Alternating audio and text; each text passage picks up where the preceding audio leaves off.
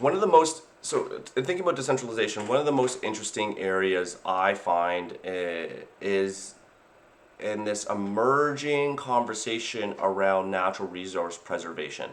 One of the most valuable resources we have is trees and land and water.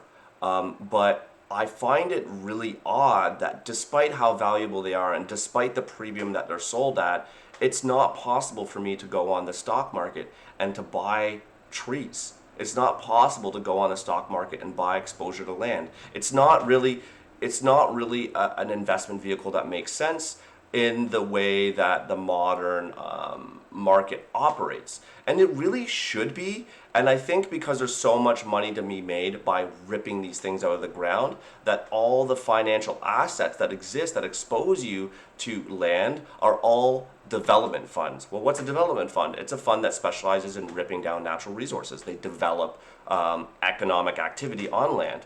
But I'm not interested in that. I want to buy land like I buy gold. I want to be exposed to parts of the Amazon. I want to own it. I want to know that there's going to be a military presence if someone threatens that property. I would buy that security today if it existed.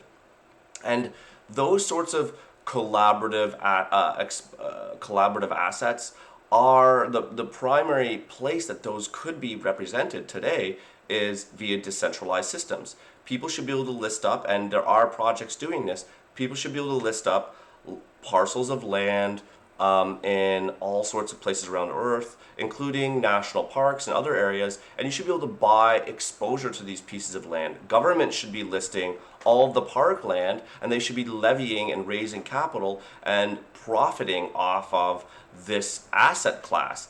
Why? Because it's one of the most valuable asset classes we have.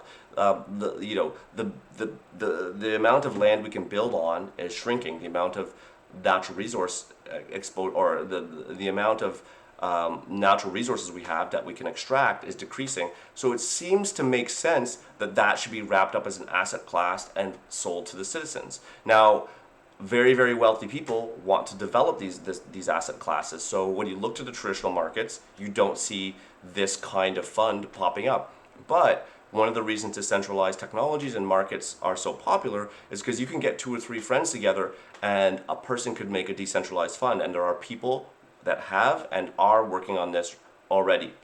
And I do believe there will be a renaissance in the financialization and securitization of land, and not for the purposes of development, but for the purposes of saving the planet will become something that people can invest in, and it's one of the most exciting areas in decentralized finance. This idea that an individual that cares about the environment could, instead of ramming their money into a random RBC account, could just keep buying forest.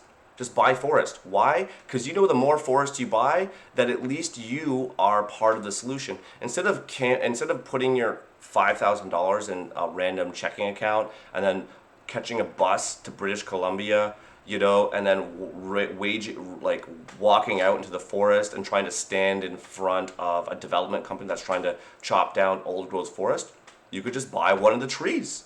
Put $5,000 into the forest. Now there you have legal representation in the fight against deforestation. And the more this kind of idea gets cemented into the minds of revolutionaries, the faster this idea grows. And so this is an idea I myself was passionate about, but because it's such a large project to start, I don't have the capability to start that kind of fund. And it's a very hard and interesting sort of project to structure, but people are working on it today, and I hope they succeed. So in terms of climate change and saving the earth, and in terms of preserving our natural resources, decentralized finance and decentralized representation provides an effective path that will last for generations, that can preserve and grow our financial and economic exposure and valuation of natural resources. People in finance have been asking about this for generations. How do we value natural resources?